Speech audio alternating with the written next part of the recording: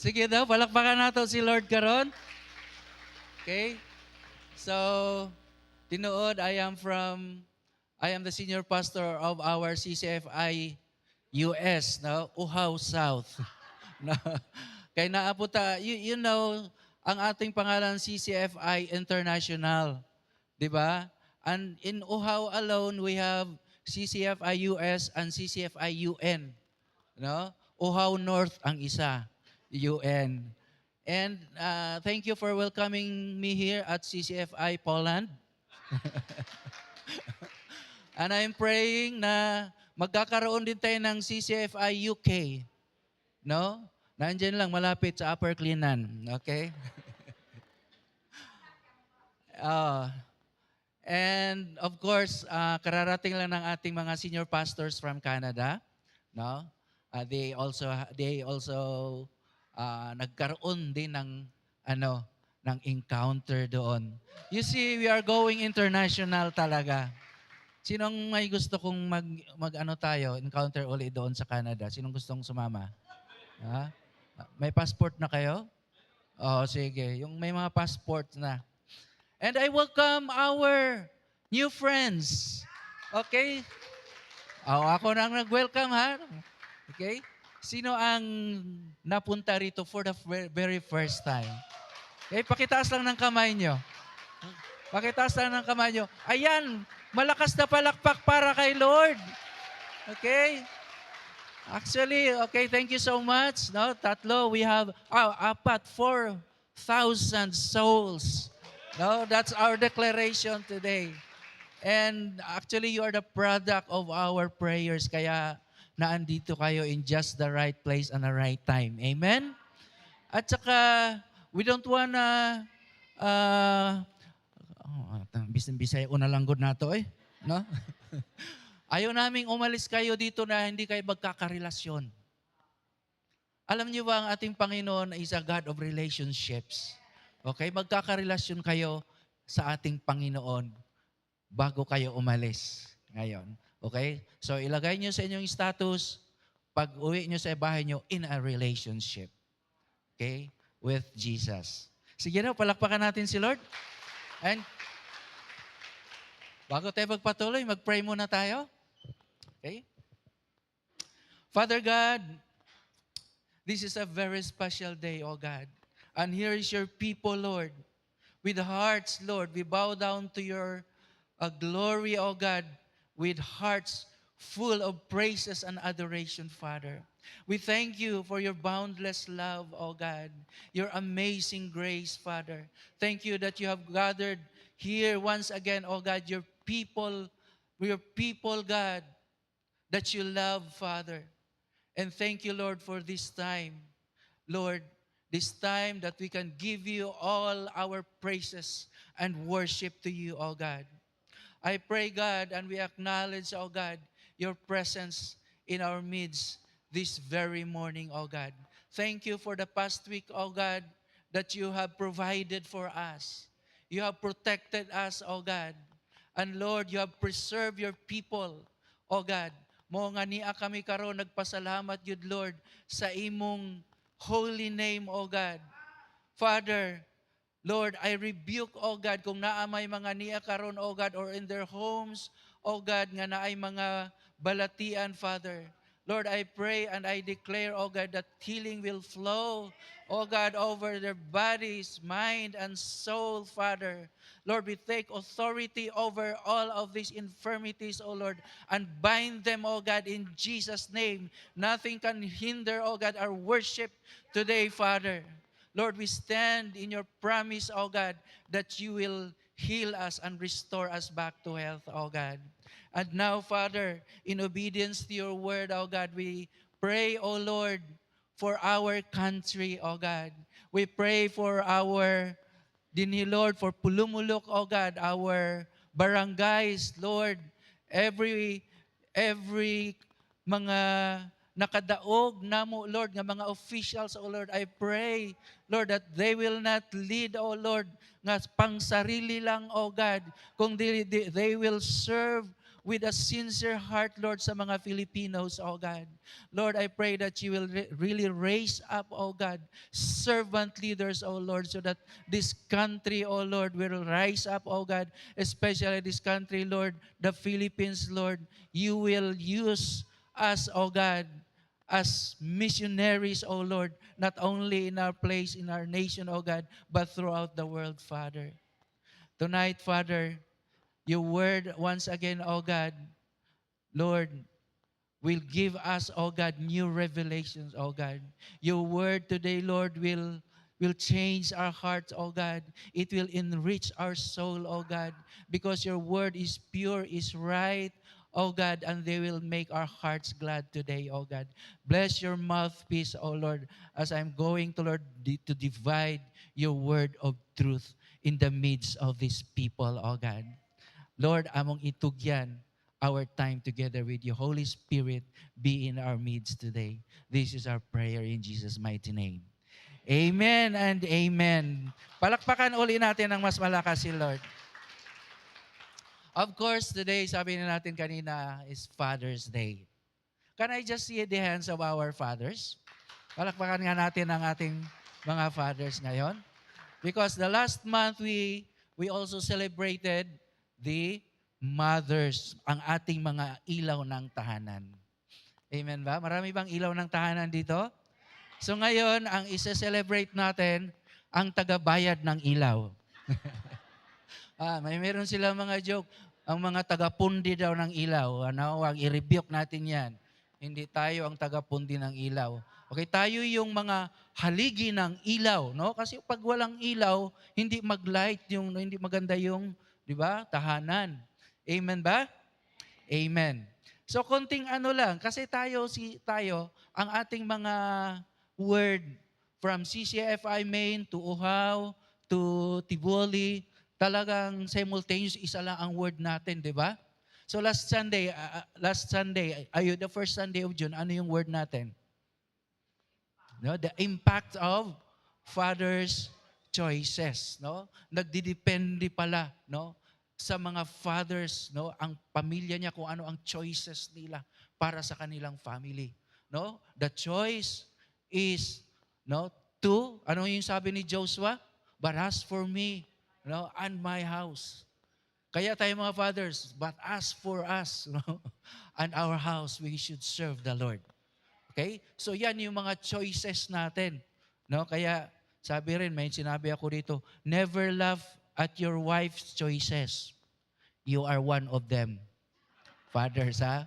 Huwag niyong tawanan yung mga choices ng mga asawa natin. And second Sunday, we have sometimes may mga fathers tayo na mga unsung heroes. Yung bang hindi masyadong kilala, pero napakalaki ng impact nila, not only to their family, but also to their community. Sino yon? Si CBD. Kaya para hindi nyo makalimutan si CBD, kanta lang kayo ng A, C, B, D, E, F, G. Oh, di ba? Oh, para hindi natin makalimutan. Nabaliktad na, naunsa na ni noon. Okay? So ngayon, no, Father's Day, merong mga magagaling, no, na mga kasabihan dito. Sabi niya, having one child makes you a parent. Having two kids makes you a referee. Yan yung mga fathers na, di ba? Pagka marami na tayong anak, hoy, di ba? Paghilo mo diha, no? Tama na. No, ganyan tayong mga fathers, no? Tulong din ang mga nanay. Sino mas nakakatakot, mga fathers o mga mothers? Parang mothers, no? Okay. And then, meron din nagsabi si Melanie White, sabi niya, Happy Father's Day, Dad. I won't trade you for anything. Of course, nobody has offered me anything. Kawawa naman yung father. Hindi na tayo niya i-trade. Wala naman ding nag-offer ng trade. Okay? So, ang title ng word natin ngayon, Fatherhood, a Divine Purpose. Sabihin mo nga, Divine Purpose. Okay.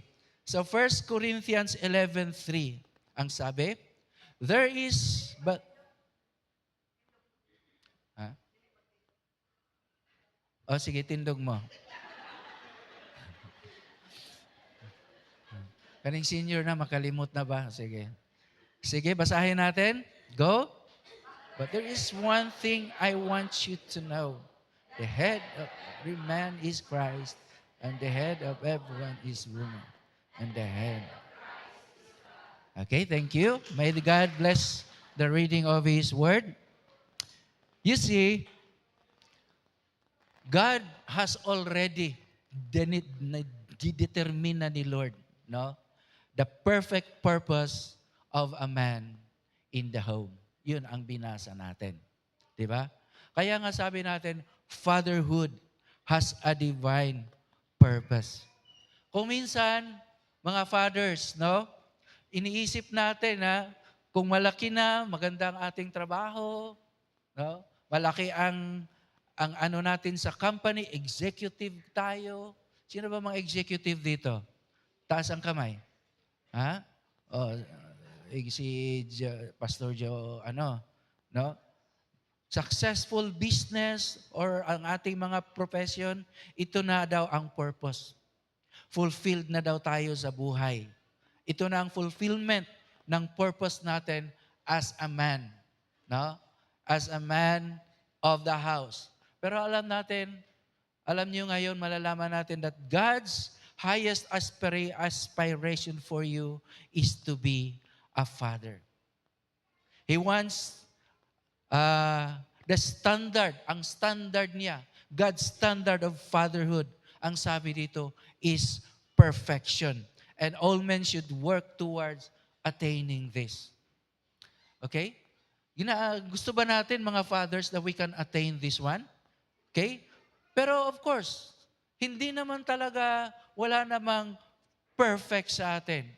Kung minsan nga, kahit mag-pronounce ng perfect, hindi natin kaya eh. Sabihin pa natin ng perfect. Di ba? Magalitan tayo ng mga English teachers natin. Okay? But today, malalaman natin kung ano talaga ang gusto ng Father God natin para sa atin. Okay? Mga fathers. In Matthew 5:48, sabi dito, but you are to be perfect, even as your Father in heaven is perfect. Sige, sabihan mo ang katabi mo, perfect ka pala. Kasi, dahil kay Lord, naging perfect ka. Okay? So, fatherhood as a divine purpose. Okay? Gusto niya ni Lord na excellent father tayo. Because fatherhood is closest. Kung meron mang close sa heart ng ating Panginoon, it is fatherhood. God wants us just to be like Him. Gusto ng Panginoon na magiging katulad tayo, mga ama, na parang siya. Yan ang gusto ng Panginoon sa atin. Dito may sinabi nga, fatherhood is often viewed as a divine role. And sabi ito, a calling from God to nurture, to guide, and love children as He does. God loves us. No? Kita yung mga anak. No, it's a way for men to reflect God's love and embrace the responsibility of raising a family. Okay? Tayo mga father, di ba, tayo nag-provide ng mga needs. Of course, with the support of our mothers. Okay? May, di ba, support lang tayo. Amen ba? Okay? Showing them the Father's love and guiding them towards service. No? Not only to our family, but to the community. Kaya nga mayroong, aywan ko kung mutuo mo ani. Pero nana sa Bible, no? Una raw na pinarating ni Lord ang mga fathers, ang mga men sa heaven. Mutuo mo ana? Dili? Naa sa Bible. Revelation 8:1. Ang sabi, when He opened the seventh seal, there was silence in heaven in about half an hour. No? Ang sabi ng ibang version, no? Heaven fell quiet. Complete silence for about half an hour. Kaya fathers lang kasi ang naandoon pa. No? In Pinoy version, tumahimik sa langit ng halos kalahating oras. So unang dumating ang mga men, ang mga fathers in heaven. Kasi pagdating ng mga mother, nawala na ang katahimikan. Naniwala na kayo? Ay, hindi yan ang mensahe natin ngayon, ha? Okay. Okay. Tagal nyo makakuha ng joke, oy. Ay, nakuha na din. Yan. Okay. So, here's the question now. What is an excellent father? Kasi gusto ni Lord perfection sa atin. Okay? So, ito. Like Noah. Kilala niyo ba si Noah? Okay, kilala natin, no? Basta mga Christian tayo. Noah was the one who built, okay, the ark. Okay, so like Noah, build your family as an ark of salvation. Ark of salvation. Genesis 6:5. Ang sabi, the Lord saw how great man's wickedness on earth had become, and that every inclination of the thoughts of his heart was only evil all the time. Verse 6, the Lord was grieved, no? Nasubo ka ay pag-ayo si Lord that He had made man on the earth and his heart was filled with pain. Alam niyo ba kung anong ibig sabihin ng ark of salvation? Okay? This is a metaphor. Alam niyo kung anong metaphor? Okay? That is before Meta 5. Joke lang. Kayo talaga. Metaphor, para bang symbolic, no? It is a symbol, typically in the form of Noah's Ark. Alam niyo kasi yung Noah's Ark, that represents safety and deliverance from judgment or destruction. Okay? Ito yung nag-symbolize, no, as a means through which God offers salvation, no? Kasi pag nasa outside ka ng ark during the flood, anong mangyari sa'yo? Okay, patay ka talaga. Kaya ito ang sinabi natin na symbolic, no? Ark of salvation. But alam niyo ba talaga kung sino ang totoo na ark? Okay? Si Jesus. Jesus Christ is the true ark of salvation. Just as the ark provided refuge noon sa panahon sa flood, Jesus offered salvation and protection from divine judgment. Sinong nakatanggap na kay Jesus dito? Kaya meron na tayong ark of salvation. Amen ba? Amen. So how wicked nga, no? Ang sabi ng 1 Thessalonians, no? 1:10, no? They speak of how are you looking forward to the coming of God's Son from heaven, okay? Jesus, whom God raised from the dead, He is the one who has rescued us from the terrors of the coming judgment. Ganyan ang gagawin ni Lord sa atin. He will, just like an ark that rescued the people during the time of Noah, Jesus, the true ark, will anong sabi? Will rescue us from the terrors to come of the coming judgment. Amen ba? So ngayon, ang generation natin, very wicked. Okay? So ano ang magagawa natin, mga fathers? Tayo ang gusto ni Lord na gagawa, no? Ng paraan. Just like Noah, just like the people in Noah's time, maling-mali ang mga akala nila. Akala nila, wow, we are just doing good. Hindi nila kilala ang Panginoon. Why will this God, no, of Jonah will punish us? Bakit? Anong pakialam namin sa Panginoon ni Noah? Okay? Meron sila noon, no? They engage in same-sex, no? Kaya nga, ano ko sa karambola, kasi nakapaminaw sa inyo karambola sa radio. Ang incidence daw ngayon ng sex in the Philippines, 60% daw men to men. You see the wickedness ngayon. And I believe it's not only in the Philippines, but that is throughout the world. Okay? And the other things we do, akala natin na okay lang. Kumpiyansa lang kayo ta karon. No? Kahit nga daw pag-collect ng labubu. Alam niyo ba yung mga labubu? Sinong may mga labubu sa bahay nila? Alam niyo daw kung ano yung labubu? Oh, that's a pet from hell. Akala natin cute-cute, no? Kaya wag na kayong mag-ano niyan sa mga bahay niyo. You're just inviting evil spirits in our homes. Akala natin okay lang, no? So sabi ng mga panahon during the time of Noah, no, we are freedom. Free naman kami. Why should we believe Noah? Okay? So, talagang dumating ang flood. Okay? So in Hebrews 11:7, ang sabi, by faith, Noah being divinely warned of things not yet seen, moved with godly fear, prepared an ark for the saving of his household, by which he condemned the world and became the heirs of righteousness, which is according to faith. Ganyan ang ginawa ni Noah. He built the ark. Biro mo, 55 daw, ang sabi, 55 to 75 years. Sinong maniniwala sa inyo niyan? No? Sabi ni Noah, darating ang flood, walang naniwala.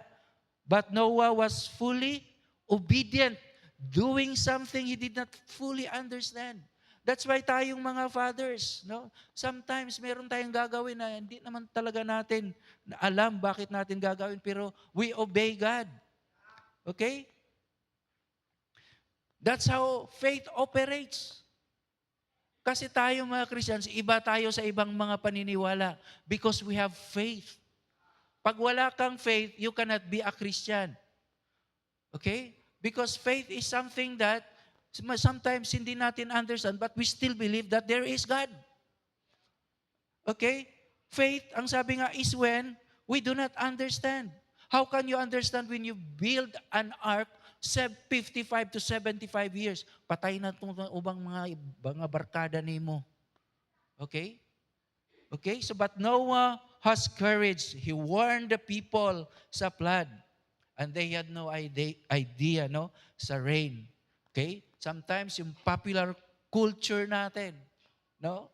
Hindi natin, very unpopular yan sa atin, but sa buong mundo, no? Yan ang popular culture. Culture to reject, no? God's word. Ang sabi, foolish. It is foolishness. Okay? So fathers, today, just like Noah, we are to make our home an ark for salvation. Especially muna sa ating family, of course, to our community, and then to our city, tayo po ang ark of salvation yan. And you see, sa panahon ni Noah, only 8 persons, yung family niya, were saved. Okay? So ngayon, dito sa CCFI Polomolok, na-realize ba natin na habang nagla-life group tayo, habang nag-LG tayo, no? Habang nag-happiness group tayo sa ating mga bahay-bahay, sino bang nag-happiness group dito? Uy, wala. Life group, yung sa mga bahay natin.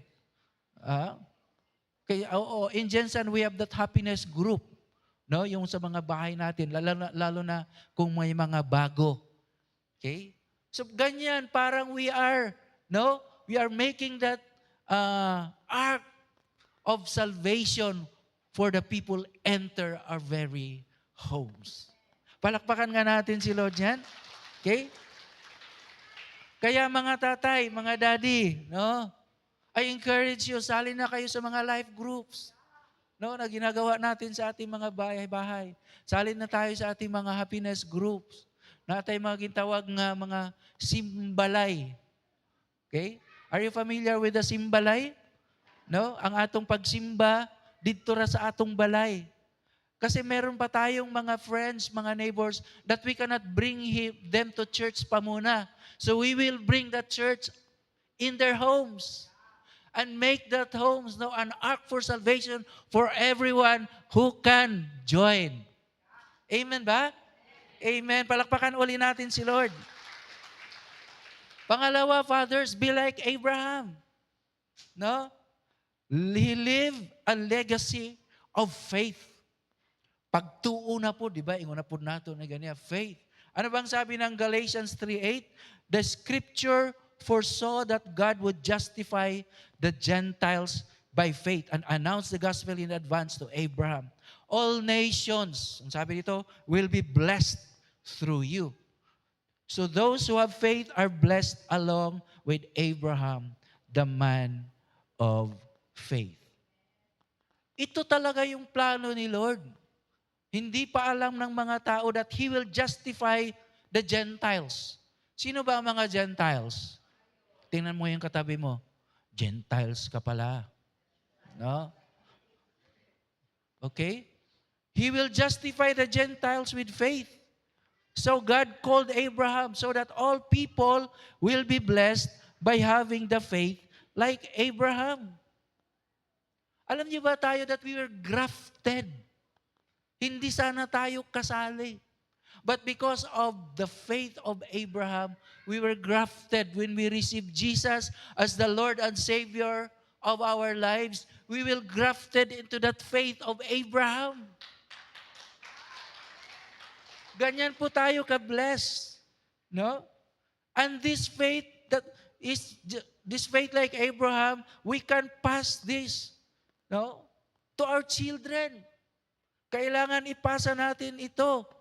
God promised Abraham, and this happened in Canaan, no? In Acts 7:5, and God gave him no inheritance in it, not even enough to set his foot on. But even when Abraham has no child, he promised to give it to him for a possession and to his descendants after him. Possession, descendants after him. You see the faith, hindi naman matagal nagkaanak si bakit sabihin mo kayo we are the father of all nations. But because of the faith ni Abraham, naniwala siya kay Lord. Ang sabi dito, and Abraham believed the Lord and the Lord counted him as righteous because of his faith. Ito ang legacy. Ito ang pamana. No? May mga pamana ba tayo sa mga anak natin? No? Yung isang kaibigan ko, yung taga Malungon, may istorya siya. Yung sabi ng tatay niya, before siya naghingalo na namamatay, sabi, anak, hingalo na siya. Ano to, tay? Di ba, anak, ako mo ka ng imatsyo na? Hindi, gid pagkalimti. Ang tay? Nak, siya? Hindi gid pagkalimti ang akong ibilin sa imo. Ang amo ganito tayo, ang ang aton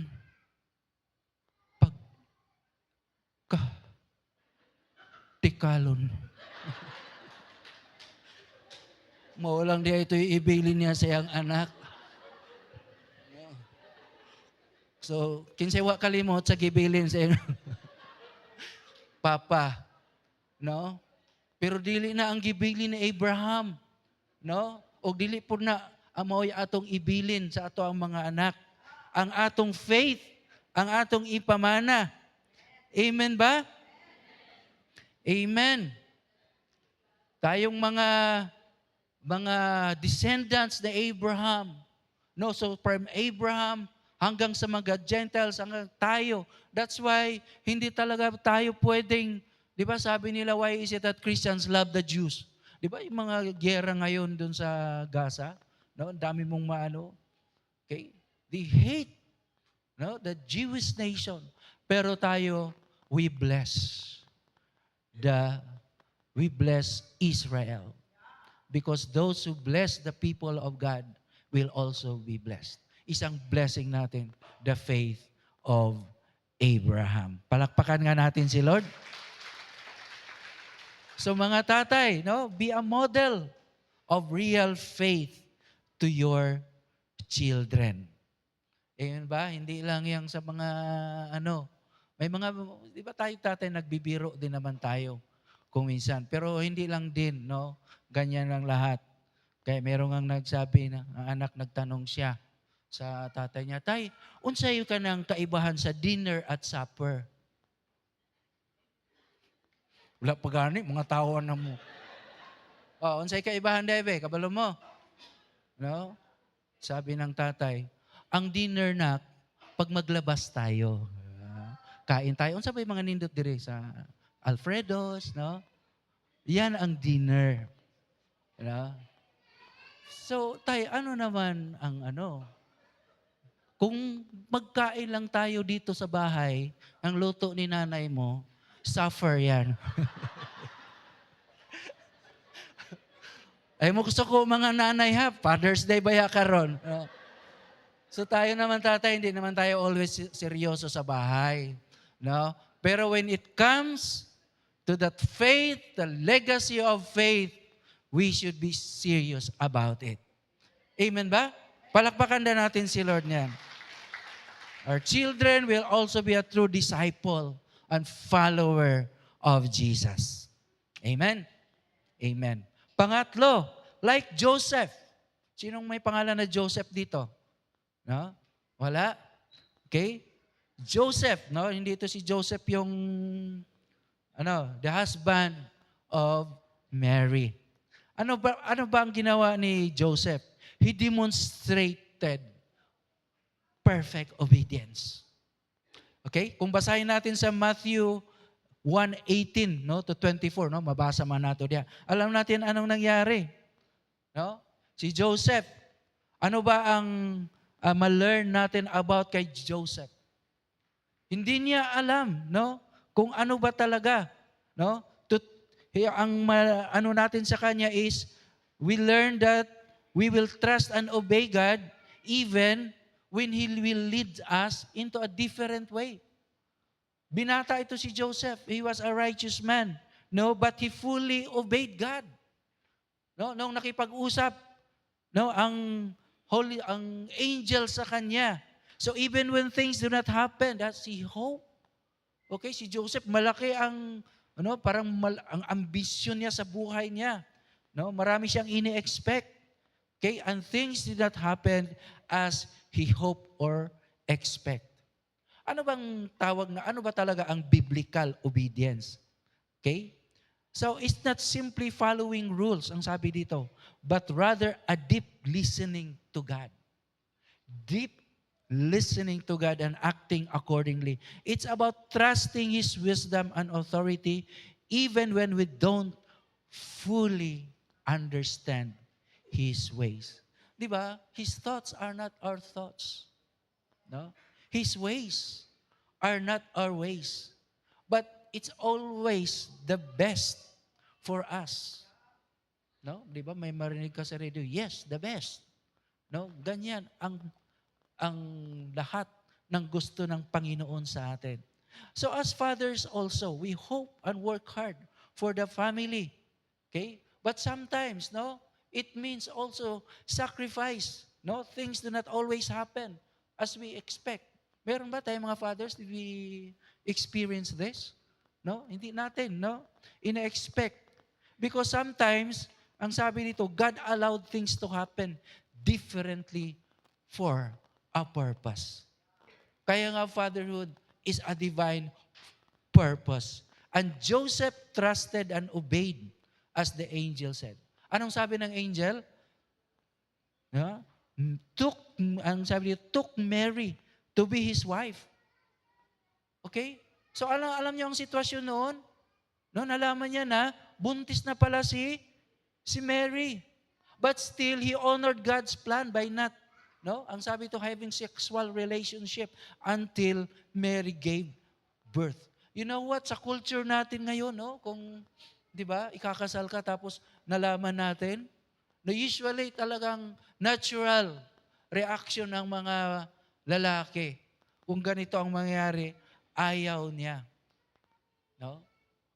Kasi sa culture natin, patay ka sa mga marites. Alam na ba ako na itong mga marites? Anong sabi nila? Hindi naman daw gossip. Pero sabi nila, we simply consider sharing our opinions about others people's choices. Ano lang naman ang opinion, nag-istorya lang sila. Alam mo, mayroon talagang nangyari, no? Hindi ko lang sabihin kung ano, pero actual na nangyari. Yung katulong nila sa bahay, na buntis, na balita ba? So nag-istorya-istorya ang mga pamilya. Ang anak, ang papa, ang ang mama. So medyo nagmarites sila nga nabuntis ang ilang nabuntis lagi ang katabang.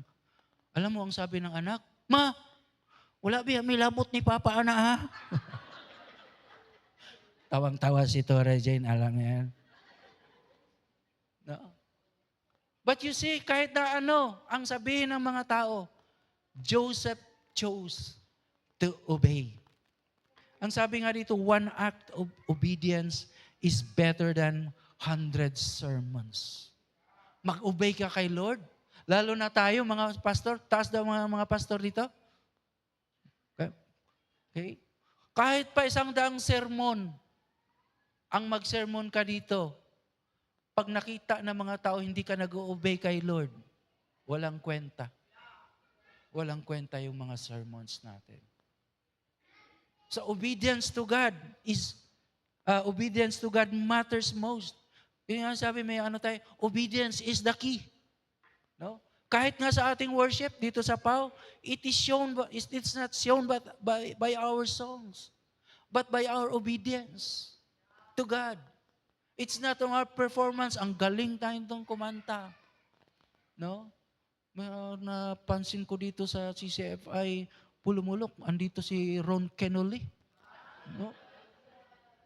So si Don Mayon. Nabaliktad pagka-pronounce niya. No? Okay? So, it is shown by our obedience. And I guess everything in our relationship sa ating Panginoon, kailangan ang obedience. Parang si Tora Jane lang ang gusto mag-obey. Okay? Kailangan ba natin ng obedience kay Lord? Amen. So like Noah, build your family. No? An altar for salvation. Let us obey God for this. Like Abraham, be a model of faith to your children. And like Joseph, trust and obey God when He leads you to a different way. Palakpakan natin si Lord. And last, mas malakas na palakpak kasi last na ito. Okay? Sabi na nga, mas malakas pa eh. Okay? Be a spiritual father to the fatherless. Okay? Sino ba itong mga fatherless? Okay? Marami. Kung biological, marami. Lalo na spiritual na mga orphans. Ibig sabihin, wala pa ang Lord sa buhay nila. Ang sabi dito, be a spiritual father to the fatherless. Because this is God's highest, sabi nga natin kanina, aspiration for us. To be fathers. Especially to be a spiritual fathers to the fatherless. Okay? Hindi lang ito sa ating pamilya, no? But also a spiritual father to people. No? Mayroong sinabi, hindi lang to pang pamilya, pang sports pa. No? Pero itong sa atin, hindi lang biological, pang spiritual pa. No? Tayo, mga fathers, tayo na may Lord na sa atin. Kanang atong mga silingan, diha nga, no, ang ilang mga anak gipabayaan, no, nag-ana lang ang mga sipon, tapuhi ang mga sipon sa bata. No, so that pag nasabihan natin sila, pagsabihan natin sila about Jesus, mutuo na sila sa atua. 'Di ba? May sinabi ako dito, ang pag-ibig daw hindi lang sa dugo, kundi nasa puso. Saan ba talaga galing ang pag-ibig? Okay? Of course, sa family natin yun, ibig sabihin ng dugo. We love all our families. But you see, hindi lang kadugo ang gusto ni Lord sa atin, hindi lang yung mga kadugo natin ang ibigin natin, kung hindi yung mga ibang tao, yung galing sa puso. Amen ba?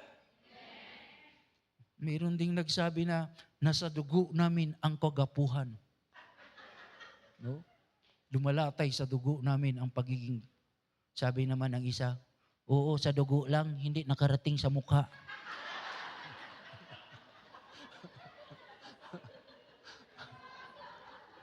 Pero tayo sa dugo, ang pag-ibig natin, sa dugo hanggang sa puso, mahal natin, we should be a father to the fatherless. Amen ba? Baka pagdating nyo sa bahay nyo, yun lang ang maano ha?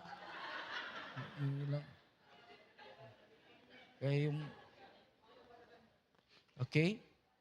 See, na-observe ba natin na mas closer ang relasyon natin sa spiritual family natin? Kasi tayo, di ba? Every Sunday, nagkikita-kita tayo. Every life group, nagkikita tayo. Merkules, kita tayo. No? Tapos pag wala kang pamahaw, punta ka dito kay Tora Jane. Kakain ka. So every week, nagkita tayo. Pero sometimes, yung mga kadugo natin, you see, we have a relative na andito lang si Jensen. Malapit lang sila. Hindi kami nagkikita for years na. Kasi, hindi kami, spiritual family. Pero pinatanggap na namin sila. Pero talagang, distant sila because hindi pa talaga nila naintindihan. Pero tayo, tanawa ng mga naong sa imong katapad, wa pa ba nagsawaan na kada Sunday? Hindi tayo nagsawaan. Okay? Kasi we are a spiritual family. Okay? Romans 8:16, the Spirit Himself bears witness the Spirit that we are children of God. We are a family of God. And if children, then ears, and ears of God are joint ears with Christ. And how do we know that we are children of God? How do we know that we are a family of God? John 1:12, but as many as receive Him, to Him He gave the power to become the sons of God. And to those who believe in His name. So paano magiging spiritual family? Okay, ngayon, tanggapin natin si Jesus at magkaroon tayo ng relasyon sa ating Panginoon as Savior, as Lord. We are His children and He is our Father. So we are not assuming it. We know that we are God's children. Okay? So, sabi ng Galatians 5:22, okay? The fruit of the Spirit, we will learn to love people more. Becoming joyful. Sige, basahin nyo daw.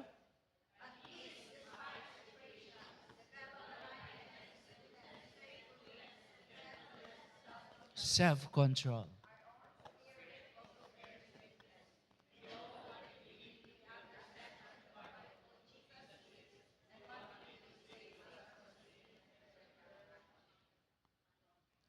Parang nasubrahan kung wala lang dito. Okay. Gentleness, self-control. Okay? It means ang Holy Spirit, it's controlling us. May last ako na story about self-control. No? May isang pastor, habang nagpipreach siya, nagtanong siya sa lahat ng fathers.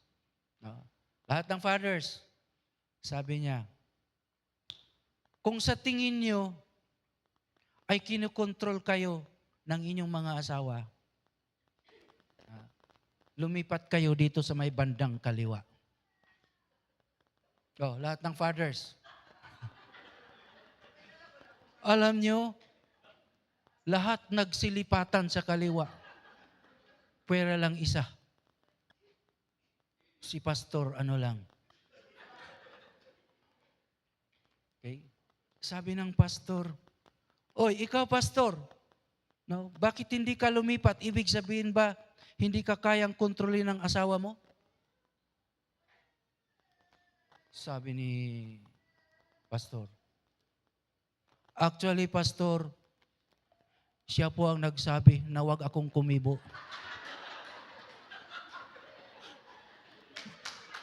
Control na. Siya po ang nagsabi na wag akong gumalaw. Siya pala ang pinakakontrolado ng asawa. Pero tayo, kasi kuminsan, no, kasi yung asawa, kuminsan makalimutan ko, parang siya yung Holy Spirit natin. Tayo, we are controlled by the Holy Spirit. Kaya lahat ng lumalabas na mga ginagawa natin, all is from the Holy Spirit. Palakpakan natin si Lord. So fatherhood is being a spiritual father to the fatherless. It is a divine purpose. Nasa conclusion na tayo. So what is our purpose again? That is to love God and love people. Ibig sabihin, if we love God, we love people, of course, una, kasali ang mga family natin and to our community. Pero meron akong gustong i-ano lang dito, i-emphasize. Is it possible to serve in church and neglect your family? Can that be possible, mga fathers? Okay? Ang sabi, it cannot be. Kasi ang sabi ng 1 Timothy 5:8, no? Anyone who does not provide or take care of their family is worse than unbeliever. So you see, fathers. Kasi marami naman eh.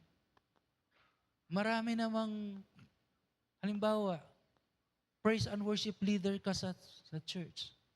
And then, pinabayaan mo yung family mo. You are worse than the unbeliever. Kilala ba natin sino yung mga unbeliever? Sila yung walang Panginoon sa mga buhay nila. Okay? So, marami. Sabi ng may narinig ako, maraming papalit sa pwesto mo sa church.